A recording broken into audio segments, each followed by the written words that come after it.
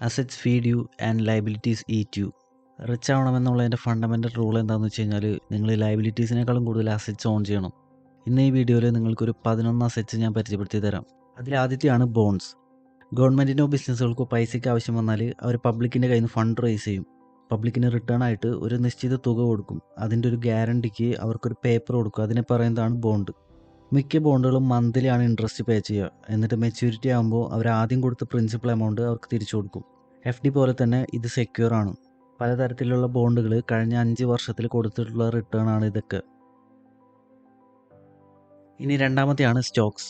Stokes എന്താണെന്ന് ഈ video കാണുന്ന ഭൂരിഭാഗം പേർക്ക് അറിയായിരിക്കും. ചുരുക്കി പറഞ്ഞാൽ ഒരു കമ്പനിയുടെ ഓണർഷിപ്പ് കിട്ടുന്നതാണ്. അതായത് കമ്പനീസിന് ഫണ്ടിന് ആവശ്യം വന്നാൽ അത് ആ ഒരു കമ്പനിയുടെ ഉയർച്ചയ്ക്ക് വേണ്ടിയിട്ടായിരിക്കാം. അപ്പോൾ അവർ ഈ ഷെയർസ് പബ്ലിക്കിന് ഇഷ്യൂ ചെയ്യും. ഇങ്ങനെ ചെയ്യുമ്പോൾ അവർ ഇൻവെസ്റ്റേഴ്സിന് സെല്ല് ചെയ്യണത് ഓണർഷിപ്പ് സ്റ്റേക്സ് ആണ്. അതായത് ഒരു കമ്പനി 10 മില്യൺ ഷെയർസ് ഇഷ്യൂ ചെയ്താൽ അതിൽ 1 മില്യൺ ഷെയർസ് നിങ്ങൾ ഓൺ ചെയ്യുകയാണെങ്കിൽ നിങ്ങൾക്ക് ആ കമ്പനിയുടെ 10% ഓണർഷിപ്പിൻ്റെ അവകാശമുള്ളവരായി.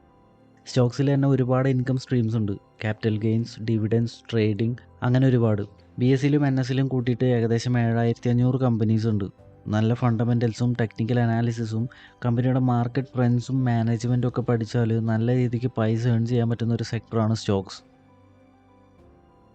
ഇനി തേർഡ് വണ്ണാണ് mutual and index funds. Stocks individual കമ്പനീസിലാണ് ഇൻവെസ്റ്റ് ചെയ്യുന്നതെങ്കിൽ മ്യൂച്വൽ ഫണ്ട്സ് ഡൈവേഴ്സിഫൈഡ് പോർട്ട്ഫോളിയോ ആയിട്ടാണ് ഇൻവെസ്റ്റ് ചെയ്യുന്നത്. അതായത് മൾട്ടിപ്പിൾ കമ്പനീസിലേക്കാണ് ഇതിൽ ഇൻവെസ്റ്റ് ചെയ്യണത്. ഇതൊരു ഡൈവേഴ്സിഫൈഡ് പോർട്ട്ഫോളിയോ ആയതുകൊണ്ട് തന്നെ ഒരു കമ്പനിയുടെ ഷെയർസ് താഴ്ന്നുകൊണ്ടോ അത് എഫക്റ്റ് ആവില്ല. ഈ ഫണ്ട്സ് എല്ലാം കൈകാര്യം ചെയ്യുന്നത് തന്നെ അതിനൊരു ഫണ്ട് മാനേജർ ഉണ്ടാവും. അവരാണ് ഈ ഫണ്ട്സ് എല്ലാം കൈകാര്യം ചെയ്യുന്നത്. സ്റ്റോക്സിൽ നേരിട്ട് ഇൻവെസ്റ്റ് ചെയ്യുന്നതിനേക്കാളും റിസ്ക് ഇതിൽ കുറവാണ്. ഇതൊക്കെയാണ് പാസ്റ്റ് 5 ഇയേഴ്സിൽ നല്ല മ്യൂച്വൽ ഫണ്ട്സ് കൊടുത്തിട്ടുള്ള റിട്ടേൺസ്. പിന്നെ ഇൻഡെക്സ് ഫണ്ട്സ്. ഇതെന്താണെന്ന് വെച്ച് കഴിഞ്ഞാൽ ഇത് ഇൻഡെക്സിലേക്കാണ് നമ്മൾ ഇൻവെസ്റ്റ് ചെയ്യുന്നത്. Like Nifty 50, Nifty next 50. ഇതിനൊരു ഫണ്ട് മാനേജർ ഉണ്ടാവില്ല. ഇപ്പോൾ നിഫ്റ്റി 50യുടെ കേസിൽ എടുക്കുകയാണെങ്കിൽ ആ ഒരു 50 കമ്പനീസിൻ്റെ പെർഫോമൻസ് അനുസരിച്ചായിരിക്കും ആ ഒരു ഇൻഡെക്സിൻ്റെ മൂവ്മെൻറ്റ്സ്. അതുകൊണ്ട് തന്നെ ആ ഒരു 50 കമ്പനിയിലെ ഒരു കമ്പനിയുടെ ഷെയർസ് താഴ്ന്നുകൊണ്ടോ ആ ഒരു ഇൻഡെക്സിന് വലിയ രീതിക്കൊന്നും ബാധിക്കില്ല. ഇതൊക്കെയാണ് പാസ്റ്റ് 5 ഇയേഴ്സിൽ ഇൻഡെക്സ് ഫണ്ട്സുകൾ കൊടുത്തിട്ടുള്ള റിട്ടേൺസ്. ഇനി ഫോർത്ത് വണ്ണാണ് ഇക്വിപ്മെൻറ്റ്സ്. ഏതൊരു എക്യുപ്മെൻറ്റ്സും നിങ്ങൾക്ക് പൈസ ഉണ്ടാക്കി തരുന്നുണ്ടെങ്കിൽ അതൊരു അസറ്റാണ്. എക്സാമ്പിൾ, നിങ്ങളുടെ കയ്യിലൊരു JCB ഉണ്ടെങ്കിൽ അതിലൂടെ ഇൻകം കിട്ടുന്നുണ്ടെങ്കിൽ അതൊരു അസറ്റാണ്. നിങ്ങളൊരു പ്രോഗ്രാമർ ആണെങ്കിൽ നിങ്ങളുടെ ലാപ്ടോപ്പ് ആയിരിക്കും നിങ്ങളുടെ അസറ്റ്. ഇതുപോലെ നിങ്ങൾക്ക് ക്യാഷ് ഉണ്ടാക്കി തരുന്ന എക്യുപ്മെൻറ്റ്സ് നിങ്ങൾക്ക് അറിയെങ്കിൽ ജസ്റ്റ് ഒന്ന് കമൻറ്റ് ചെയ്യും. ഇനി ഫിഫ്ത്ത് വൺ, പേറ്റൻസ്. നിങ്ങളൊരു പുതിയ കണ്ടുപിടുത്തം നടത്തിയാൽ ആ ഒരു കണ്ടുപിടുത്തം നിങ്ങൾക്ക് പ്രൊട്ടക്റ്റ് ചെയ്യാം പാറ്റൻറ്റ് ഫയൽ ചെയ്യുന്ന വഴി. അതൊരു ഡോക്യുമെൻ്റാണ്. ആ ഒരു ഡോക്യുമെൻറ്റിൽ എല്ലാ ഡീറ്റെയിൽസും ഇൻക്ലൂഡഡ് ആയിരിക്കും. ഈ ഒരു പ്രൊട്ടക്ഷൻ ഉള്ളത് കൊണ്ട് തന്നെ കമ്പനീസിന് നിങ്ങൾക്ക് പേയ്മെൻറ്റ് ചെയ്യാം. എങ്ങനെ? നിങ്ങളുടെ ഇൻവെൻഷൻ യൂസ് ചെയ്യാനായിട്ട്. കമ്പനീസ് പേ ചെയ്തില്ലെങ്കിൽ നിങ്ങൾക്ക് അവർക്കെതിരെ കേസ് കൊടുക്കാനും പറ്റും. പാറ്റൻസ് എന്ന് പറയുന്നത് ബിസിനസ് വേൾഡിൽ ഒരുപാട് മൂല്യമുള്ളൊരു സാധനമാണ്. ഒരു സിംഗിൾ പാറ്റൻറ്റ് വേണമെങ്കിൽ നിങ്ങളെ റിച്ച് ആക്കാം. ഇന്നിവിടെ കാണുന്ന എല്ലാ കണ്ടുപിടുത്തങ്ങൾക്കും പാറ്റൻസ് ഉണ്ടാവും. ഇതാണ് ഇന്ത്യയിലെ ഏറ്റവും കൂടുതൽ പാറ്റൻസ് ഓൺ ചെയ്യുന്ന companies. Sixth one, trade marks.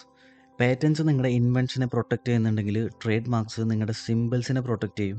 Market value ഉള്ള ഒരു ട്രേഡ് മാർക്ക് നിങ്ങൾ ഓൺ ചെയ്യുന്നുണ്ടെങ്കിൽ നിങ്ങൾക്ക് അതിന് ലൈസൻസ് എടുക്കാം.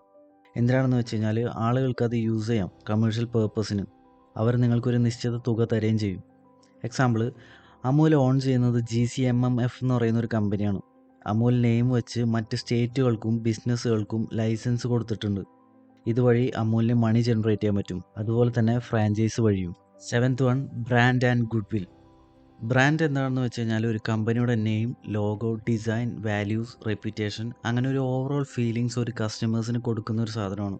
ഇതൊരു എക്സാമ്പിൾ നോക്കുകയാണെങ്കിൽ നിങ്ങളൊരു ടീഷർട്ട് വാങ്ങാൻ വേണ്ടിയിട്ട് ഒരു കടയിലേക്ക് ചെല്ലുകയാണ്. അവിടെ 2 ടീഷർട്ടുകൾ നിങ്ങൾ കണ്ടു.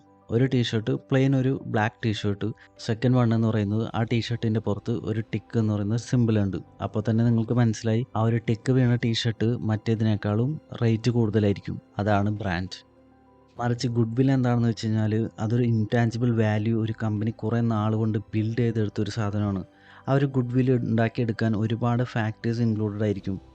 അതൊരു ബ്രാൻഡ് റെപ്യൂട്ടേഷൻ ആയിരിക്കാം, കസ്റ്റമേഴ്സ് ലോയാലിറ്റി ആയിരിക്കാം, എംപ്ലോയി ടാലൻസ് ആയിരിക്കാം, കസ്റ്റമേഴ്സിനോടുള്ള റിലേഷൻഷിപ്പ് ആയിരിക്കാം. ഇതൊരു എക്സാമ്പിൾ നോക്കുകയാണെങ്കിൽ വുമൻസിൻ്റെ കേസിൽ വുമൻസ് ഒരുപാട് മേക്കപ്പ് പ്രൊഡക്ട്സ് യൂസ് ചെയ്യുന്നുണ്ടാവും.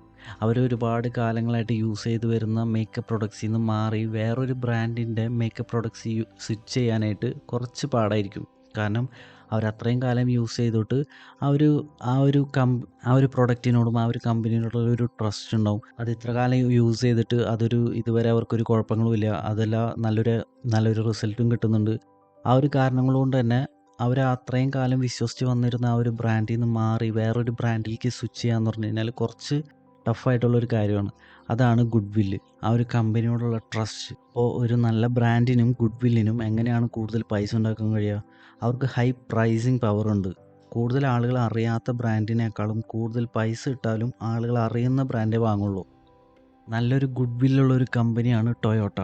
ടൊയോട്ട നമുക്കറിയാം, ടൊയോട്ടൻ്റെ എൻജിൻ നല്ല റിലയബിലിറ്റിയാണ്. അത് ആ ഒരു കമ്പനിയോടുള്ള ട്രസ്റ്റാണ്. അതുകൊണ്ട് തന്നെയാണ് ആ ഒരു കമ്പനി ഇത്രയും ഉയരങ്ങളിലേക്ക് എത്താനുള്ള ഒരു കാരണം. ഇനി 8th one, raw materials and commodities. Raw മെറ്റീരിയൽസിൻ്റെയും കമ്മോഡിറ്റീസിൻ്റെയും പ്രൈസ് ഇങ്ങനെ ഫ്ലക്ച്വേറ്റ് ചെയ്തുകൊണ്ടേയിരിക്കും. Depends on markets. ചീപ്പായിരിക്കുമോ ഇത് വാങ്ങിയിട്ട് ഹൈ ഡിമാൻഡ് ആകുമോ വിൽക്കണം. ഇതെന്തുമാവും currency, gold, crypto, silver, arts, അങ്ങനെ എന്തും. ഇതൊരു എക്സാമ്പിൾ നോക്കുകയാണെങ്കിൽ കഴിഞ്ഞ 10 വർഷത്തിൽ ഗോൾഡിൽ വന്നിട്ടുള്ള വില 200% ആണ് കൂടിയത്. വേറൊരു എക്സാമ്പിൾ നോക്കുകയാണെങ്കിൽ അഗ്രികൾച്ചറൽ കമ്മോഡിറ്റീസ് ഉണ്ട്.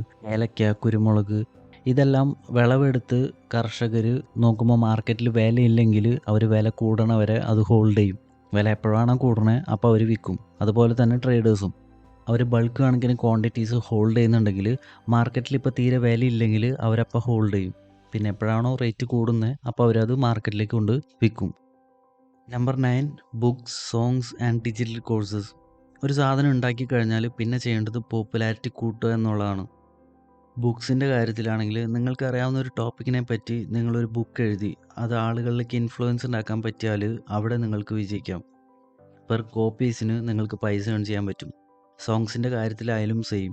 നിങ്ങൾ എഴുതി പാടിയ ഒരു പാട്ട് ജനങ്ങൾക്കിടയിൽ നല്ലൊരു ഇൻഫ്ലുവൻസ് ഉണ്ടാക്കിയാൽ നിങ്ങൾക്ക് അതിലൂടെ ഏൺ ചെയ്യാൻ പറ്റും. അതിപ്പോൾ പാട്ട് വിറ്റുകൊണ്ടായിരിക്കാം, സ്റ്റേജ് പെർഫോമൻസിലൂടെ ആയിരിക്കാം, യൂട്യൂബ് വീഡിയോസിലൂടെ ആയിരിക്കാം, അങ്ങനെ പല വേസിലൂടെയും ഏൺ ചെയ്യാം. അതുപോലെ തന്നെ ഡിജിറ്റൽ കോഴ്സസ്. നിങ്ങൾക്കറിയാവുന്ന ഒരു കാര്യം, എക്സാമ്പിൾ നിങ്ങൾക്ക് കോഡിങ്ങിൽ അത്യാവശ്യം അറിവുള്ളൊരു വ്യക്തിയാണ്. അപ്പോൾ പൈത്തൺ ഫോർ ബിഗിനേഴ്സ് അല്ലെങ്കിൽ ജാവ ഫോർ ബിഗിനേഴ്സ് എന്ന് പറഞ്ഞിട്ടുള്ളൊരു കോഴ്സ് സെല്ല് ചെയ്യാം. നല്ലൊരു വാല്യുബിൾ കോഴ്സാണ് നിങ്ങൾ കൊടുക്കുന്നതെങ്കിൽ അതിലൂടെ നിങ്ങൾക്ക് നല്ലതുപോലെ ഏൺ ചെയ്യാൻ പറ്റും. ഇനി നമ്പർ 10, റോയാലിറ്റീസ്. റോയാലിറ്റീസ് എന്ന് പറഞ്ഞാൽ ഇൻ്റലക്ച്വൽ പ്രോപ്പർട്ടീസിൻ്റെയോ നാച്ചുറൽ റിസോഴ്സസിൻ്റെയോ അതല്ലെങ്കിൽ ഏതെങ്കിലും വേറെ അസറ്റ് ക്ലാസസിൻ്റെയോ യൂസ് ചെയ്യാനുള്ള റൈറ്റ്സ് കൊടുക്കുന്നതാണ്. എന്ന് വെച്ചാൽ നിങ്ങളൊരു ബുക്ക് എഴുതി ആ ഒരു ബുക്കിലെ കഥ ഒരു സിനിമയാക്കാൻ ഒരു ഡയറക്ടർക്ക് താല്പര്യമുണ്ടെങ്കിൽ അവർ അതിൻ്റെ അനുമതി വാങ്ങും. അതാണ് റോയാലിറ്റീസ്. ആടുജീവിതം, പൊന്മാൻ, ഇതൊക്കെ നല്ല റോയാലിറ്റീസ് കിട്ടിയിട്ടുള്ള മൂവീസാണ്. ഇത് മാത്രമൊന്നുമല്ല, റോയാലിറ്റീസ് വേറെയും ഉണ്ട്. മ്യൂസിക് റോയാലിറ്റീസ്, ബുക്ക് റോയാലിറ്റീസ്, ട്രേഡ് മാർക്ക് റോയാലിറ്റീസ്, അങ്ങനെ ഒരുപാട്. ഇനി ലാസ്റ്റ് വണ്ണാണ് റിയൽ എസ്റ്റേറ്റ്. ഇതെന്തിനാണ് ഞാൻ ഏറ്റവും ലാസ്റ്റ് കൊണ്ടുവച്ചതെന്ന് വെച്ച് കഴിഞ്ഞാൽ പ്രത്യേകിച്ച് കാര്യമൊന്നുമില്ല, ഒരു സുഖം.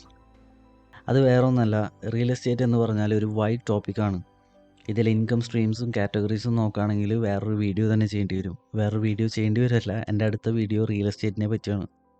റിയൽ എസ്റ്റേറ്റിലെ ഇൻകം സ്ട്രീംസ് നോക്കുകയാണെങ്കിൽ മെയിനായിട്ട് റെൻ്റൽ ഇൻകംസ് ഉണ്ട്. അതിൽ തന്നെ റെസിഡൻഷ്യൽ, കമേഴ്ഷ്യൽ, ഇൻഡസ്ട്രിയൽ, അഗ്രികൾച്ചറൽ, പിന്നെ അതുപോലെ തന്നെ ലീസ് ഇൻകംസ് ഉണ്ട്. റിയൽ എസ്റ്റേറ്റ് ഇൻവെസ്റ്റ്മെൻറ്റ് ട്രസ്റ്റുകളുണ്ട്. ഷോർട്ട് ടേം റെൻ്റൽ ഇൻകംസ് ഉണ്ട്, ലൈക്ക് എയർബിഎൻബി, ഓയോ. അപ്പോൾ ഇതെല്ലാം എക്സ്പ്ലെയിൻ ചെയ്തിട്ട് അടുത്ത വീഡിയോ ഞാൻ റിയൽ എസ്റ്റേറ്റിനെ പറ്റിയായിരിക്കും. അപ്പോൾ നമുക്ക് അടുത്ത വീഡിയോയിൽ കാണാം. Okay, by.